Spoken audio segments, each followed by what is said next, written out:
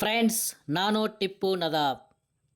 ನನ್ನ ಆತ್ಮೀಯ ಗೆಳೆಯನಾಗಿರ್ತಕ್ಕಂಥ MK ಶೇಖ್ ಅವರು ಬರೆದಿರ್ತಕ್ಕಂಥ ನ್ಯಾನೋ ಕಥೆಗಳನ್ನು ಒಂದೊಂದಾಗಿ ನೋಡೋಣ. ನ್ಯಾನೋ ಕಥೆ ಅಂದ್ರೇ ಒಂದು ಚಿಕ್ಕ ಕಥೆಯಾಗಿರುತ್ತದೆ. ಬನ್ನಿ ಈ ಒಂದು ಕಥೆಯನ್ನು ಪ್ರಾರಂಭಿಸೋಣ.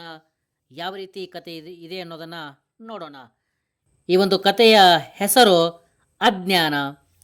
ಅಜ್ಞಾನದಿಂದ ಕೂಡಿರ್ತಕ್ಕಂಥ ಒಂದು ಕುಟುಂಬದಲ್ಲಿ ಯಾವ ರೀತಿ ವ್ಯವಸ್ಥೆ ಆಗುತ್ತೆ, ಅಲ್ಲಿ ಯಾವ ರೀತಿಯಾಗಿರ್ತಕ್ಕಂಥ ಪರಿಣಾಮನ ಎದುರಿಸಬೇಕಾಗುತ್ತೆ ಅನ್ನೋದನ್ನು ಈ ಒಂದು ಕಥೆಯಲ್ಲಿ ನಾವು ನೋಡೋಣ.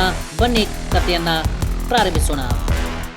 ಮನೆಯ ಹಿರಿಯನಿಗೆ ದಿನದಲ್ಲಿ ಒಂದೆರಡು ಬಾರಿ ಮೈಯಲ್ಲಿ ಅದ್ಯಾವುದೋ ಹೆಣ್ಣು ದೆವ್ವ ಬರುತ್ತದೆಂದು ಪಕ್ಕದೂರಿನ ಬಾಬಾನಲ್ಲಿ ಕೊಂಡೊಯ್ದಾಗ ಬಾಬಾ ಆತನನ್ನು ಪರೀಕ್ಷಿಸಿ ತನ್ನೆಲ್ಲಿಯೇ ಇಟ್ಟುಕೊಂಡ. ಆತನ ಮೈಯಲ್ಲಿ ಒದ್ದಾಟ, ಏನೇನೋ ಒಟಗುಟ್ಟುವುದು, ಕಣ್ಣು ತಿರುಗಿಸುವುದು ಪ್ರಾರಂಭವಾದಾಗ ತನ್ನ ಬಾಯಿಂದ ಮಂತ್ರ ಪಠಿಸುತ್ತಾ ಅವನನ್ನು ನವಿಲು ಗರಿ ತಿರುಗಿಸಿ ಹಿಮ್ಮುಖವಾಗಿ 10 ಏಟು ಹೊಡೆದ. ಸಾಲದ್ದಕ್ಕೆ ಒಂದೆರಡು ಕೋಲು ಮುರಿಯುವಂತೆ ಹೊಡೆದ. ಹಣ್ಣುಗಾಯಿ ನೀರುಗಾಯಿ ಮಾಡಿ ಅವನ ಮೈಯಲ್ಲಿನ ಹೆಣ್ಣು ಭೂತ ಓಡುವಂತೆ ಮಾಡಿದ.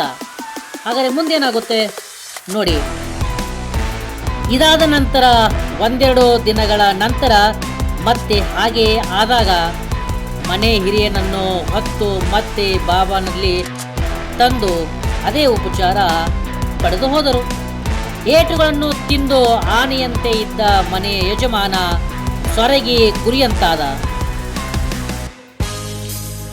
ಇನ್ನು ಈ ನ್ಯಾನೋ ಕತೆ ಹೀಗೆ ಮುಂದುವರಿಯುತ್ತೆ. ಏನೇ ಆದರೂ ಯಜಮಾನನನ್ನು ಬಿಟ್ಟು ಹೋಗದ ಹೆಣ್ಣು ದೆವ್ವ ದಿನದಲ್ಲಿ 3-4 ಬಾರಿ ಬಂದು ತನ್ನ ಶಕ್ತಿ ತೋರಿಸ್ತಾ ಇರುತ್ತೆ. ಅಂಥ ಸಂದರ್ಭದಲ್ಲಿ ಮನೆಯಲ್ಲಿರುವ ಹೆಂಡತಿ ಮತ್ತು ಮಕ್ಕಳೇ ಯಜಮಾನನನ್ನು ಕೋಲು ತಂದು ಹೊಡೆಯಲು ಹೋಗ್ತಾರೆ.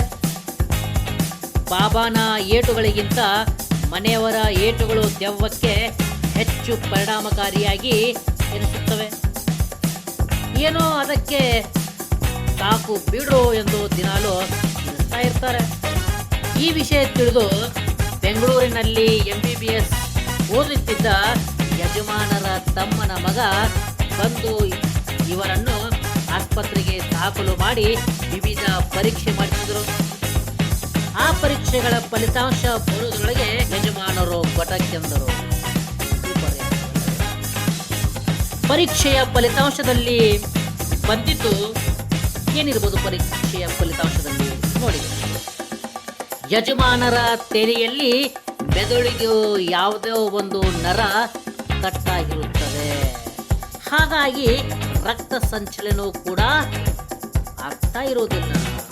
ಹಾಗಾಗಿ ರಕ್ತದ ಒತ್ತಡದ ಪರಿಣಾಮದಿಂದ ಅವರಿಗೆ ದಿನದಲ್ಲಿ ಈ ರೀತಿ ಮೂರ್ಛೆ ಬಂದಂತಾಗಿ ಕಣ್ಣು ಕಿಸಿಯುವುದು, ಬಾಯಿಗೆ ಬಂದಂತೆ ಮಾತನಾಡುವುದು ಇದೆಲ್ಲವೂ ಆಗ್ತಾ ಇರುತ್ತೆ.